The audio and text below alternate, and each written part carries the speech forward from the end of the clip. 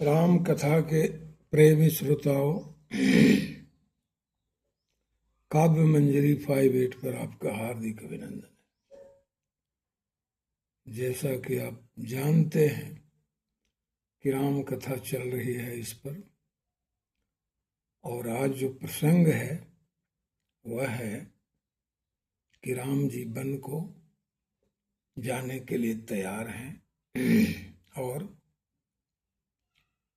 बल्कि जो अंतःपुर के द्वार हैं,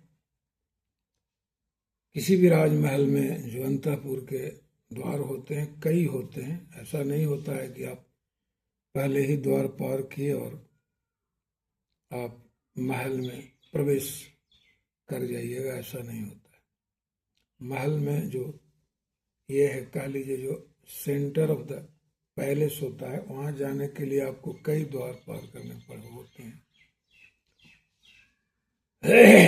आजकल जो महलों का या जो किलों का जो अवशेष है, उससे यह पता चलता है कि किलों में कई द्वार होते थे।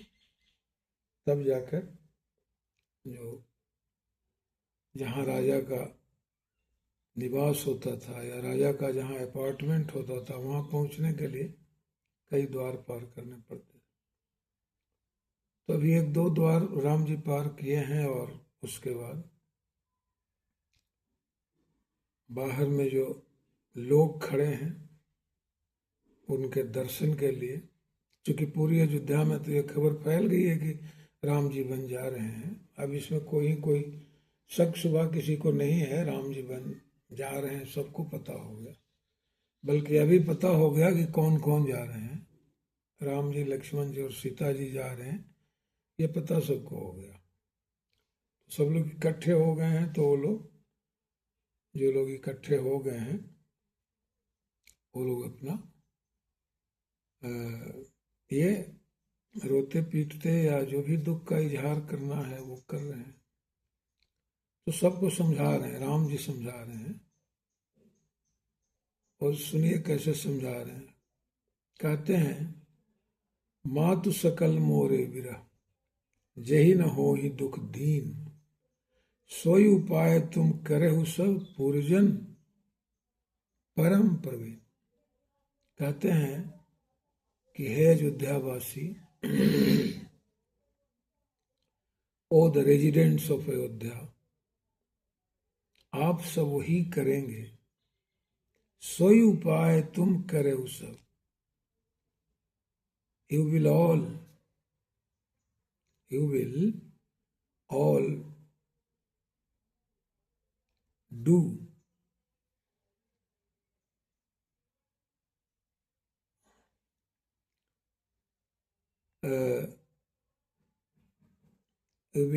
do whatever will comfort my mother from the shock, from the grief emanated by my banishment, generated by my banishment from Ayodhya। कहते हैं कि I am requesting you citizens of Ayodhya, आप सबसे सैगेसस, प्रवीण परम प्रवीण जो पुरजन है, कहते हैं कि आप बड़े ये हैं, प्रवीण हैं। So you sagacious citizens of Ayodhya, I request you to do all, I request you to do all which may or which will comfort my mothers, because they may feel much aggrieved due to my departure to the forest, due to the departure of mine to the forest, they may feel much aggrieved. आगे कहते हैं कि यही विधि, तुलसीदास कहते हैं कि यही विधि राम समहि समुझावा, यही विधि राम सबहि समुझावा, गुरुपद पदुम हरसि सिर नावा। तुलसीदास कहते हैं कि in this way Ram ji admonished, Ram ji comforted, Ram ji solaced, consoled all the people of Ayodhya because they were bemoaning, or they were bewailing Lord Rama's departure from Ayodhya, or Ram's banishment from Ayodhya. वो काफी दुखी थे इस बात से कि राम जी को वनवास मिला है।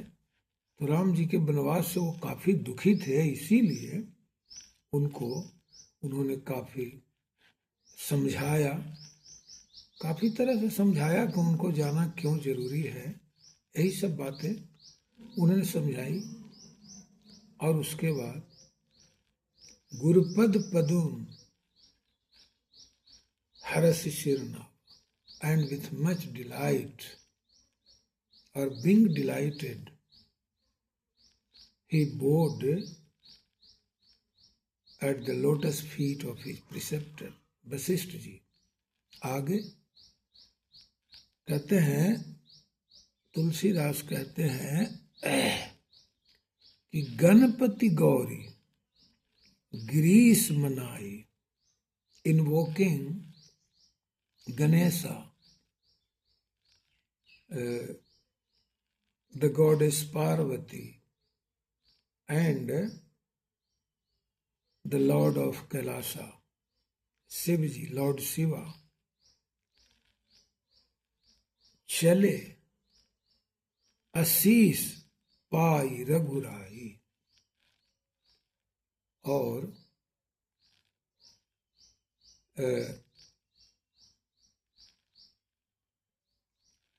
Lord Rama started for the forest,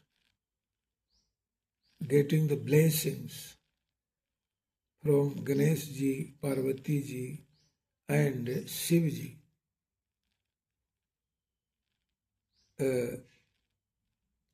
At the same time,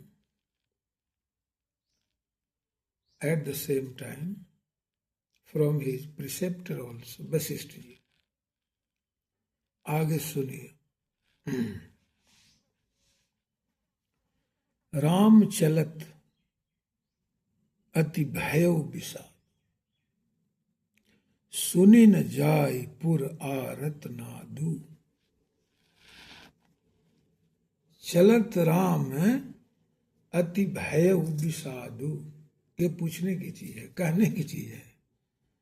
Ram ji one को जा रहे हैं, सोचने की चीज है कि राजमहल में या फिर राज दरबार में या फिर राज परिवार में या फिर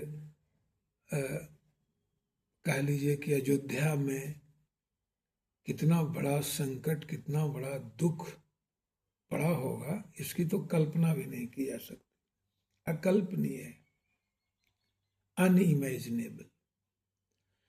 अब इसमें तुलसीदास कहते हैं कि राम चलत अति भयउ विषादु, सुनि न जाय पुर आरत Nadu.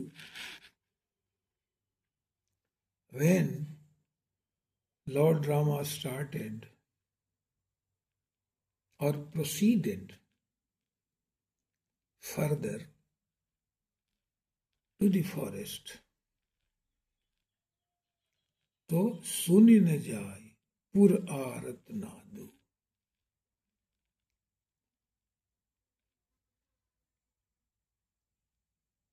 in all the streets of Ayodhya.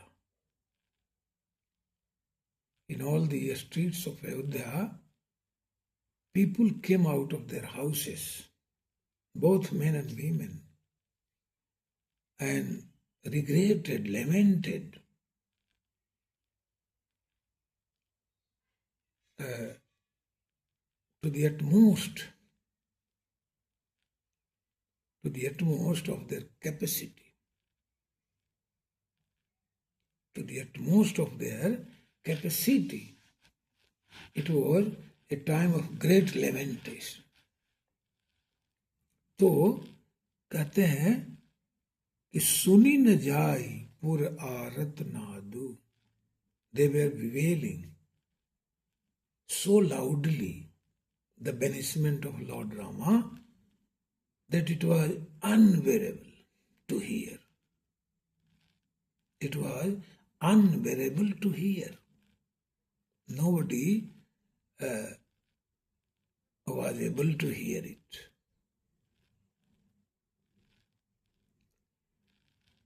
कुशगुन Lanka Awadh कुशगुन लंक अवध अति शोकु. Evil omens, ill omens began to occur, started occurring in the city of Lanka, in the kingdom of Lanka. Lanka में कुछ अपशकुन हो रहा है.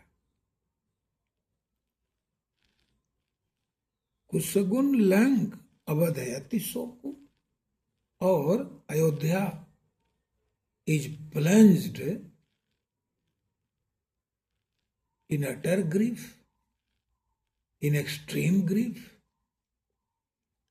यहाँ शोक में डूबा हुआ अयोध्या है और लंका में अपशकुन दिखाई पड़ रहे हैं. लंका में अपशकुन दिखाई पड़ रहे हैं. तो तुलसीदास कहते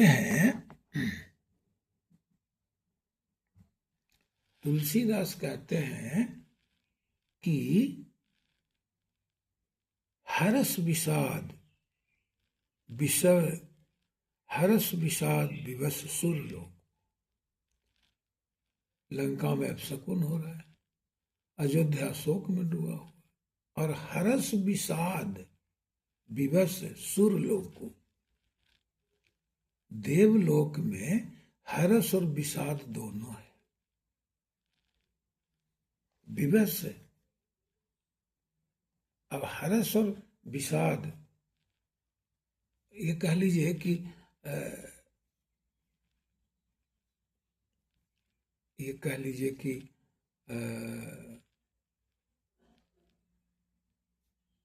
the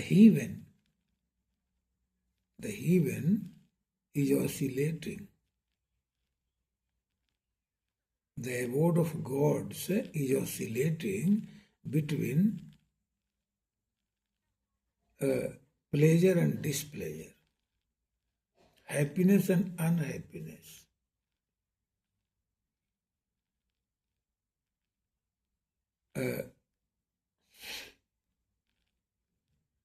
Delight and grief. वहां हर्ष और विषाद दोनों है. मैं बताता हूं क्यों. They are delighted for the reason that Lord Rama is coming to the forest, and in the forest he will pass a few years or 14 years, so to say 14 years. After that, he will destroy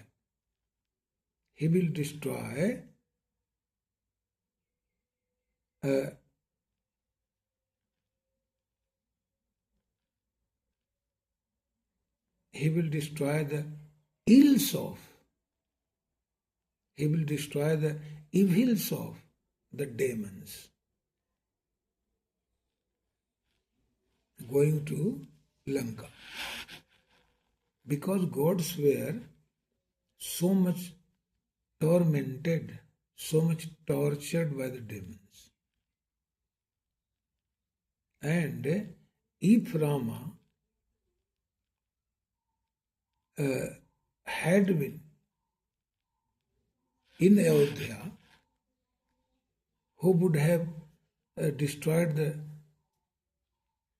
ills of the or evils of the demon, who were torturing, who were tormenting gods? कौन करता? अगर वो अयोध्या में ही रहते तो फिर कौन करता? उनका विनाश कौन करता? दानवों का विनाश कौन करता? तो इसलिए वो खुश हैं कि अयोध्या से चले हैं राम जी. अब तो देर सवेर, सूनर और later, the kingdom of the demons will be destroyed. दानवों का राजपाट खत्म होगा, आज न कल, टुडे और tomorrow. They will be ravished, they will be destroyed. तो खुश हैं और and grieved for the reason that Ayodhya was orphaned. Ayodhya was orphaned by the banishment of Lord Rama to the forest. क्योंकि वो अनाथ हो गया Ayodhya. The old king and the three queens, the old king Dasrath and his three queens were left in the lurch. वो दुख में छोड़ दिए गए. were left in the lurch.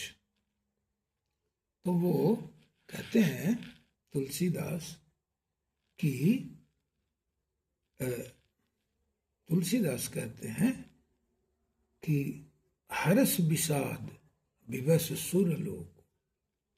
जो देवलोक है वो हर्ष और विषाद दोनों में डूबा हुआ है. विवश है, कहते हैं कि ये है जो देवलोक है वो हर्ष और विषाद दोनों में है. तो अब कहते हैं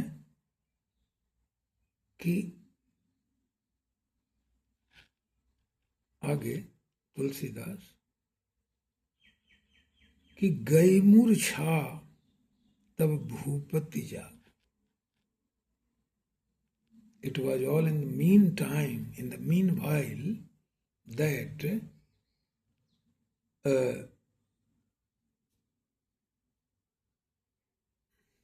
the king Dasarath recovered from his fit, from his faint, or his faint, or a spell of unconsciousness broke. उनकी मूर्छा टूट गई और वो जाग गए. And he woke up. अब देखिए क्या हुआ. बोल सुमंत कहन अस लाग. Because you are knowing that by now they must have gone. अब तक तो वो लोग चले गए होंगे. इसलिए सुमंत जी को उन्होंने बुलाया, सब पूछा कि भाई क्या हुआ. सुमंत जी बोले कि भाई अभी सब लोग जा ही रहे हैं. तो सुमंत जी को उन्होंने क्या कहा सुनिए. Calling Sumant ji, he spoke to him. क्या उन्होंने कहा सुनिए. उन्होंने कहा, सुमंत जी ने कहा कि हाँ वो लोग मैंने चले गए. हाँ.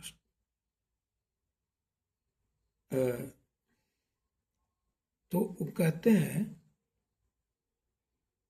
कि राम चले बन प्राण न जाही, के ही सुख लागी रहत तन माही। सुमंत जी से कहते हैं कि राम चले बन प्राण न जाए। कहते हैं कि राम चले बन, Ram ji proceeded to the forest, but my life, my soul could not leave my body. My life could not leave my body. आगे कहते हैं के ही सुख लागी रहत तन माही, फॉर व्हाट प्लेजर। कहते हैं कि for what Joy it is clinging to my body. My life is clinging to my body. What joy it seeks after? What joy it seeks for? Clinging to my body.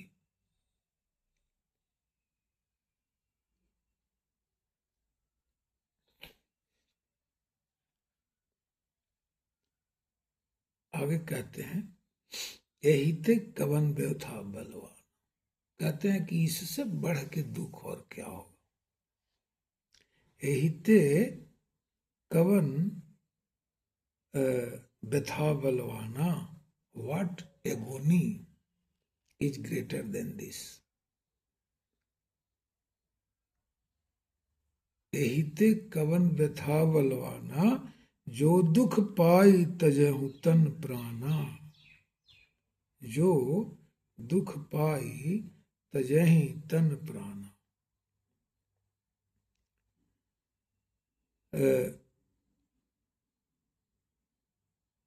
कहते हैं कि जिसमें इतना बड़ा दुख है कि जो दुख पाई तजहि तन प्राणा। इतना बड़ा दुख है कि जिसमें प्राण जो है शरीर को तज देता है। This agony is so great. This agony is so unbearable that in such condition, in such situation, life leaves the body itself. और क्या कहते हैं, पुनि धरि धीर कहई नर नाहु, लय रथ संग सखा तुम जाओ। कहते हैं कि पुनि धरि धीर, टेकिंग, गैदरिंग सम करेज। कहते हैं कि recovering himself, gathering some courage. कहते हैं कि go to him my friend with your chariot. कहते हैं कि लय रथ संग सखा तुम जाओ। कहते हैं कि O friend, go with your chariot,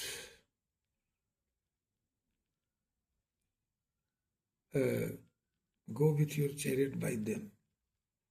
उनके साथ तुम अपने चैरियट, हाँ, चैरियट को, अपने रथ को ले जाओ उनके साथ। आगे का कहते, सुठी सुकुमार कुमार दो, जनक सुता सुकुमारी, रथ चढ़ाई देखराई बन फिरे वो गए दिन। कहते हैं कि they are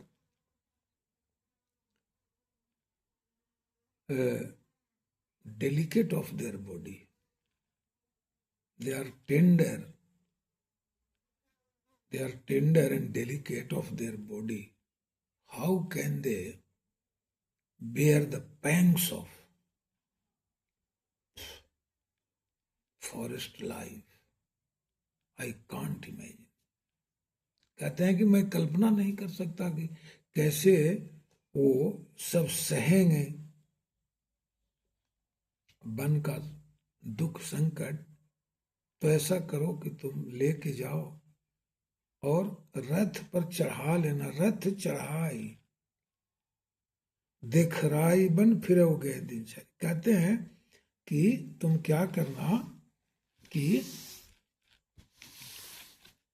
pick up them on the chariot, chariot पर बैठा लेना और क्या करना, देखराई बन और सो देम, कहते हैं कि सो देम राउंड द फॉरेस्ट, उनको 2-4 दिन वन में घुमा दीजिएगा और वहाँ के ये दिखा दीजिएगा कि क्या संकट है, क्या परेशानी है वन का। वो तमाम परेशानियों को दिखाकर फिरे हो गए दिनचारी, और कहते हैं कि return after a couple of days, 2-4 दिन में लौट जाइएगा। उनको रथ पर चढ़ा लीजिए, जो 2-4 दिन वन को घुमा दीजिए, वन में चैरियट अपना घुमा दीजिए और दिखाइए कि भाई ये जहाँ भालू, शेर, बाघ, ये सब के बीच कैसे रहेंगे आप। हो सकता है कि ये तमाम परेशानियां, तमाम जो प्रॉब्लम्स है, डिफिकल्टीज है, उनको देखकर वो लौट जाए। ऐसा अनुमान दशरथ जी को है, इसीलिए उन्होंने कहा कि 2-4 दिन जंगल में घुमा दीजिएगा और फिर सबको लेकर आ जाइए। आज कथा का विश्राम यही होता है, फिर इसके आगे दूसरे एपिसोड में मैं सुनाऊंगा। तब तक के लिए आप मुझे विदा दीजिए और फिर आगे ये जो कथा है उसे आगे बढ़ाऊंगा। तब तक के लिए क्षमा और ढेर सारे आपको आशीर्वाद मेरी तरफ से।